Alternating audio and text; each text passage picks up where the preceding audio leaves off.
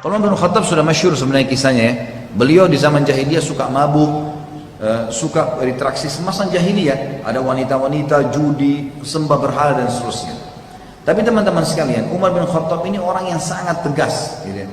Pada saat dia sudah taubat kepada Allah Subhanahu Wa Taala, maka dia orang yang paling tegas terhadap orang kafir. Kemudian juga dia orang yang menjadi penyebab turunnya ayat khamar. Dia menjadi penyebab turunnya ayat tentang masalah ya. Masalah hijab. Di antaranya misal waktu ada 60 tawanan Badr ditawan oleh Nabi SAW. Waktu perang Badr tahun 2 Hijriah, Nabi SAW menang dengan para sahabat. Ada 60 tawanan Badr. Nabi SAW sempat musyawarah dengan beberapa sahabat, kita apakan di 60 tawanan Badr nih? Ditanya Abu Bakar bilang, ya Rasulullah, kita kasihan, ini keluarga kita juga, biarin aja mereka kita bebasin, tunjukkan kepada orang kafir kalau kita tuh baik. Kata Nabi SAW yang lain pendapatnya, ada yang satu mengatakan, ya Rasulullah, bebasin tapi mereka suruh bayar denda, tebus keluarganya, biar mereka tahu tidak boleh mengulangi lagi perbuatan ini. Masing-masing sahabat berputar di pendapat yang sama. Ternyata waktu Umar bin Khattab ditanya, apa kata Umar pada saat itu? Ya Rasulullah, datangkan orang terdekat dari mereka, 60 orang ini, dengan saya, sepupu saya kah, kerabat saya kah, datangkan, saya tebas lehernya. Ya Rasulullah, datangkan kerabat terdekatnya Abu Bakar, suruh Abu Bakar tebas lehernya. Datangkan kerabat terdekatnya si fulan, tebas lehernya. Semua dibunuh nih. Kata Nabi SAW, kenapa hai Umar? Umar sebutkan alasannya, ya Rasulullah, 60 orang ini keluar dari Mekah, memang mau memerangi Islam. Kebetulan kita menang, kalau kita kalah kita sudah dibunuh sama mereka. Dan harus kita tunjukkan ketegasan kepada orang kafir yang seperti ini. Ini bukan orang kafir yang tinggal sekota dengan kita. Ini orang-orang kafir yang keluar ingin memerangi Islam. Maka Nabi SAW waktu itu lebih cenderung dengan pendapat sahabat yang lainnya. Umar tidak diterima pendapatnya. Subhanallah, besok paginya menjelang subuh, Umar adalah habis sholat malam, biasanya beliau ke masjid sebelum azan subuh. Bertemu dengan Nabi SAW. Beliau menemukan Abu Bakar sama Nabi SAW sedang menangis. Maka kata Umar, ya Rasulullah, wahai Abu Bakar, apa yang membuat kalian menangis? Beritahukan kepada saya supaya saya ikut menangis. Karena beliau ingin, tidak mungkin dua orang ini menangis kecuali masalah berat. Kata Nabi SAW, wahai Umar, telah turun firman Allah menyetujui pendapatmu. Kalau bukan karena takdirnya Allah, kita semua akan dihukum kecuali Umar. Maka Umar menangis pada saat itu. Luar biasa ini. Ayat turun membenarkan perilakunya Umar. Gitu kan?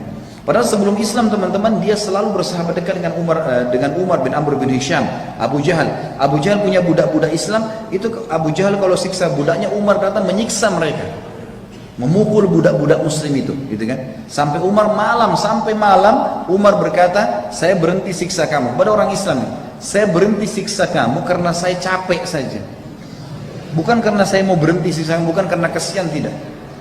Umar bin Khattab pernah berjaga-jaga malam di Mekah. Jadi Mekah itu teman-teman, kalau meja seperti meja ini kota Mekah, pintu masuknya dan pintu keluar cuma satu. Misalnya di posisi saya ini, di daerah selatan kota Mekah, kiri kanannya gunung, di belakangnya tembok yang tinggi, nggak bisa orang keluar masuk Mekah kecuali dari pintu ini. Dan kaum muslimat itu didesak, dikepung, tidak boleh berdakwah. Kalau ada yang berdakwah digebukin sampai dibunuh. Boleh dibunuh orang Islam yang mendakwah pada saat itu. Kalau ada orang dari luar Mekah tanya tentang mereka, digebukin orang yang tanya itu. Mereka juga nggak boleh keluar dari Mekah, gitu kan? Jadi luar biasa, diisolasi, nggak bisa buat apa-apa. Sampai akhirnya Nabi SAW bilang kepada para sahabat, coba ya keluarlah kalian dari Mekah, silakan keluarlah. Maka keluarnya waktu itu ke Ethiopia, ke Habasyah namanya. Ada satu perempuan dari suku Adi, namanya Ummu Abdillah. Suku Adi ini sukunya Umar bin Khattab. Perempuan ini karena tahu malam itu kebetulan yang berjaga-jaga di pintu gerbang Umar ini sangat tegas, dibunuh orang. Kalau dia nggak suka dibunuh sama dia. Maka Ummu Abdillah naik gunung teman-teman sekalian, gendong anak kecil namanya Abdullah, gendong anak kecilnya naik gunung ini tinggi, turun sampai ke bawah. Kebetulan Umar bin Khattab ini dari pintu gerbang keliling lewat gunung itu, dilihat Ummu Abdillah turun menjelang subuh, turun dari gunung. Dia kaget, dia bilang, Ummu Abdillah? Kata Ummu Abdillah, iya. Kata Umar, apa yang membuat kau naik gunung, turun gunung, bawa anak kecilmu? Kata Ummu Abdillah, wahai Umar, kalian ini kenapa melarang kami ibadah di Mekah? Kami juga mau keluar dilarang. Saya naik gunung karena kalian larang, kalau lewat pintu gerbang kau akan membunuh saya. Kata Umar, tidak akan sampai begitu, tapi pergilah. Kau mau kemana? Dia bilang, saya mau ke Ethiopia, mau hijrah, mau beribadah. Kata Umar, semoga keselamatan menyertaimu. Pergilah Ummu Abdillah ini. Ternyata karena Umar sempat ajak ngobrol, sahabat-sahabat yang lain yang mau hijrah sudah nunggu di ujung lembah. Begitu Ummu Abdillah dekat, mereka tanya, wahai Ummu Abdillah, dari mana kamu? Kenapa telat? Kata dia, tadi saya turun gunung gitu kan. Apakah ada orang yang lihat kamu? Dia bilang nggak ada kecuali Umar gitu. Kata-kata kecuali Umar, orang-orang pada tahu Umar itu musibah besar gitu. Ini orang benci sekali dengan Islam gitu. Kata Umar Abdillah, tidak kok, dia doain saya kebaikan. Kata mereka, ada satu orang bilang, mungkin Umar Abdillah kau penyebab Umar masuk Islam. Sahabat-sahabat serentak bilang, kalau Umar syahadat, juga pasti unta bisa syahadat. Jadi saking mustahilnya, nggak mungkin gitu loh. Dia masuk Islam itu mustahil. Apa yang terjadi teman-teman sekalian? Waktu Umar syahadat, dia masuk mau syahadat tersentuh hatinya baca ayat pertama sampai ayat 8 surat Thaha. Lalu dia masuk dengan baju perangnya, Nabi SAW pegang pundaknya disentak. Lalu dia turun ke bawah, duduk di lantai. Lalu kata Nabi, wahai Ibnu Khattab, belum tiba saatnya kau ucapkan syahadat, beriman kepada Allah dan Rasulnya. Umar diam.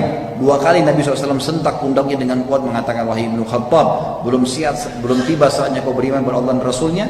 Sampai akhirnya Umar mengucapkan syahadat. Itu dia syahadat satu Darul Arqam, itu tempat dakwanya Nabi bertakbir sampai terdengar dekat Ka'bah. Waktu itu Umar bin Khattab duduk cerita dengan Nabi SAW, ya Rasulullah, Islam itu apa, dijelasin semua. Selesai belajar, baru berapa menit belajar, kata Umar pertama apa? Ya Rasulullah, yang anda sampaikan ini benar, betul begitu? Dia bilang iya. Orang-orang Quraisy sembah berhala, salah kan? Salah. Kenapa kita di sini ya Rasulullah? Kita keluar perangi aja. Baru masuk Islam, dia sudah mau perangi orang-orang Quraisy. Nabi bilang, belum saatnya hai Umar. Lihat bagaimana orang yang taubat ya. Dia tahu dulu salah, sekarang ini sudah benar. Dia mempertahankan kebenaran. Padahal dulu buruk sekali. Benci Islam, sekarang perjuangkan Islam. Kata Umar, dia penasaran. Dia bilang sama orang-orang di situ, siapa di antara orang-orang Quraisy yang paling benci kalian, umat Islam, selain saya? Umar tahu dulu dia sangat benci dengan Islam. Kata para sahabat, temanmu Umar bin Amr bin Hisham, Abu Jahal gitu kan. Umar pergi ke rumahnya, ketuk rumahnya. Wahai Abu Hakam, dipanggil Abu Hakam, diketuk rumahnya. Lalu dibuka. Pas Abu Jahal buka, lihat Umar mau dipeluk, teman dekatnya. Kata Umar, sebentar dulu, kau udah tahu belum informasi? Gitu. Kata Abu Jahal, apa informasinya? Langsung Umar bilang, asyhadu an la ilaha illallah wa anna Muhammad Rasulullah. Syahadat depan temannya. Dan Abu Jahal tahu betul ini orang benci sekali dengan Islam. Abu Jahal tidak bisa berapa, kaget, dibanting pintu, dia cuma mengatakan, tabbanlah, kecelakaan buat kamu. Umar balik lagi ke Darul Arqam, tanya lagi sahabat, siapa orang yang tidak bisa simpan rahasia dari Quraisy? Jadi ini kalau kita sekarang media, gitu kan, ini ahli gosip. Maka kata mereka, ya, Jamil bin Muammir. Kata Umar, di mana dia? Dekat Ka'bah. Abdullah bin Umar meriwayatkan kisah anaknya Umar bin Khattab radhiyallahu anhu datang mengatakan, saya ikuti ayah saya, dia duduk di sebelahnya Jamil. Lalu Umar berkata, wahai Jamil, kau udah tahu belum informasi baru? Kata Jamil, apa itu? Dia bilang, asyhadu an la ilaha illallah wa anna Muhammad Rasulullah. Begitu Umar mengucapkan, kata Abdullah bin Umar, anaknya Umar meriwayatkan, Jamil demi Allah tidak lihat wajah ayah saya berdiri, lalu naik di atas sebuah batu teriak, Umar telah murtad. Satu Mekah datangi Umar, anak-anak muda di situ. Wahai Umar, apa benar kau murtad? Kata Umar, tidak. Tapi asyhadu an la ilaha illallah wa anna Muhammad Rasulullah. Syahadat, gitu kan? Maka mereka mengeroyoki Umar dari pagi sampai maghrib. Pagi sampai malam dikeroyokin Umar, sampai Umar sudah capek, ditangkap satu orang tokohnya, didudukan di tanah, diduduk di dadanya, ditusuk matanya. Kata Umar, kalau kau tidak suruh mereka berhenti mengeroyoki saya akan butain matamu. Maka akhirnya orang ini mengatakan, hai lepasi Umar, karena Umar gila, dia akan butain mata saya. Dibebasin. Besok Umar datang habis mandi keliling Ka'bah, teriak lagi, asyhadu an la ilaha illallah wa anna Muhammad Rasulullah. Diiklankan Islam. Orang keroyokin dari pagi sampai terbenam matahari, berantem terus. Terus capek, tangkap tokohnya satu orang Quraisy, jatuhin di tanah, dudukin dadanya, ditusuk matanya. Kau tidak melepaskan mereka, tidak suruh mereka bubar, saya butain matamu.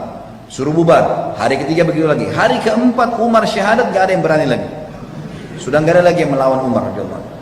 Jadi luar biasa. Waktu mau hijrah dia teriak, pakai baju pedang, baju perangnya, bawa pedangnya, lalu dia tawaf. Orang-orang sudah tahu ini Umar berarti mau keluar nih, mau kemana? Semua kata Abdullah bin Mas'ud, kami semua hijrah ke Madinah dalam kondisi sembunyi-sembunyi kecuali Umar. Setelah tawaf dia mengatakan, wahai Quraisy, siapa yang mau istrinya jadi janda, ya, dan siapa yang mau anaknya jadi yatim, maksudnya dia mati, temui saya di belakang bukit ini karena saya mau hijrah ke Madinah. Dan tidak ada yang menemui Umar radhiyallahu anhu. Jadi sebelum Islam kita lihat buruk sekali, kan gitu.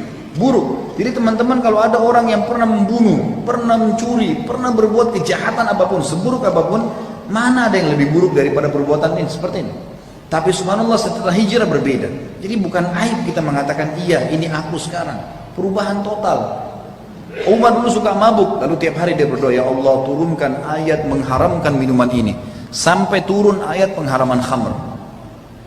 Juga hijab, kata Nabi SAW, kata Umar kepada Nabi SAW, ya Rasulullah, di rumah anda sering bolak-balik laki-laki datang bertanya, gitu kan, bertamu bertanya. Kalau seandainya anda turunkan hijab antara istri anda dengan tamu-tamu itu, maka turun ayat hijab membahas masalah itu. Ayat tentang jilbab, dan ada 13 kurang lebih ayat-ayat Al-Quran semuanya turun karena Umar radhiyallahu anhu. Dan beliau teman-teman sekalian sangat terkenal selain kekuatan imannya juga nasihat-nasihatnya. Contoh, Umar salah satu nasihat yang sangat menyentuh kalau misalnya membahas masalah taubat, dia bilang, jika engkau ingin mencelah, dia bilang setelah dia taubat dia membahasakan ini, jika engkau ingin mencelah pada seseorang, jika engkau menemukan celah pada seseorang dan engkau hendak mencacinya, maka cacilah dirimu dulu, karena celahmu lebih banyak darinya. Jika engkau ingin memusuhi seseorang, maka musuhilah perutmu dulu, karena tidak ada musuh yang lebih berbahaya bagimu selain perutmu.